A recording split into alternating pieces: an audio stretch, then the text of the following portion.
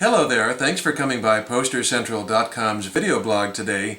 I'm Pete Howard, and boy, Candlestick Park, August 1966, the Beatles' final show. If you know your history, you know that for sure. Final show ever anywhere in the world, with paid admittance, of course. August 29th, 1966, that was it.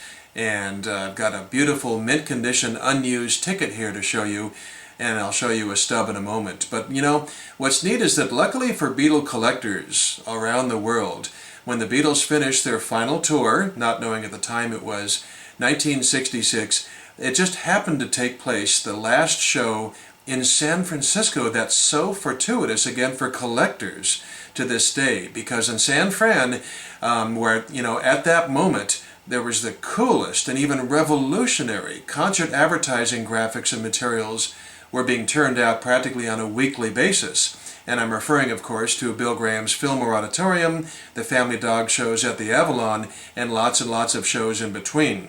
So as a result, when the Beatles came to town in the summer of 1966, I've done a blog on this. You've seen it, very familiar. There was a wickedly cool concert poster. This is just an image of it, of course, done by Wes Wilson, who was really busy churning out posters for both Graham and the Family Dog.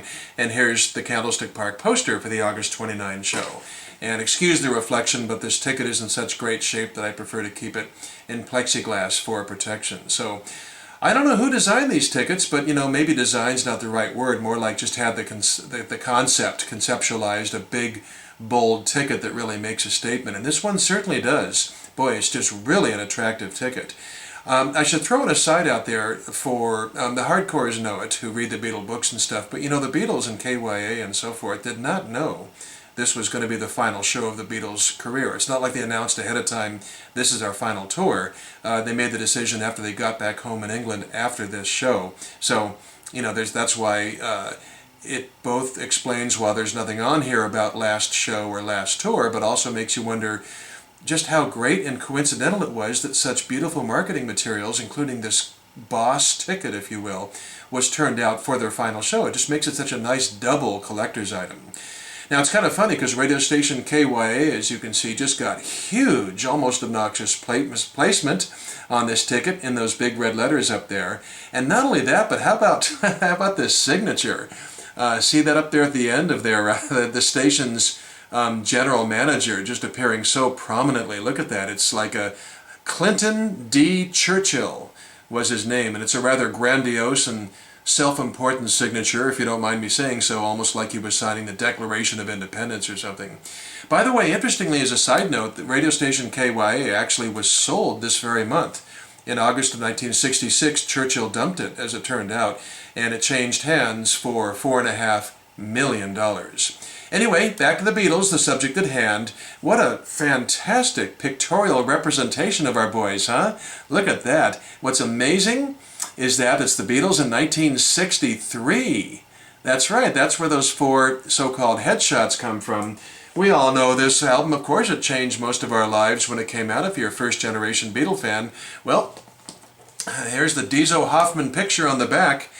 And what the ticket producers did for the Candlestick Show is pulled those four faces and made them floating heads just for this ticket. In fact, in a kind of silly, fun little thing, I have made a little Xerox graphic to show. There's the back of Meet the Beatles again with the Diesel Hoffman photo I just showed you. But as you can see, there's, what is it, John and George I circled, and you know, just to make it easy for you to connect the dots. And Paul and Ringo are sort of on opposite ends a little bit. But look at that, it's the four faces. The ticket just uses the four faces. So that means on their final show ever, you've got a picture of the Beatles from back before they ever touched foot on American soil. Except George Harrison in St. Louis in '63, that's something different. You know, it's really fun and almost eerie and all that stuff. It's almost like the ticket is sort of saying goodbye and thanks for the memories, you know, in a weird, funny way. It's just, you know, as to why, you know, the KYA execs or the promoter or whatever picks such four wildly outdated headshots, I just have no idea. But, you know, it works. I think it works beautifully. I think it's just great. And one of the reasons it works so beautifully is another, just this giant icing on the cake, and that is, if you haven't seen this yourself in person yet, close up, look at that. By the Beatles' headshots, by their faces, you've got their names on the ticket, left or right, Ringo, John, Paul, and George. I guess America was pretty much on a first-name basis with the Beatles by 1966. But that makes this the only concert ticket in the North America's 70 shows to have the Beatles' names in any form on the ticket. And just how, in my blogs I use the term too much, how cool is that? But God, I mean, how cool is that, right? Their pictures and their names and everything. Oh man, just such a sweet thing. Now, if you're not a ticket collector, you might say to yourself, well, that's nice, Pete, but what happens when you go into the show and they tear this thing in half, right? That's what they do with tickets and stubs.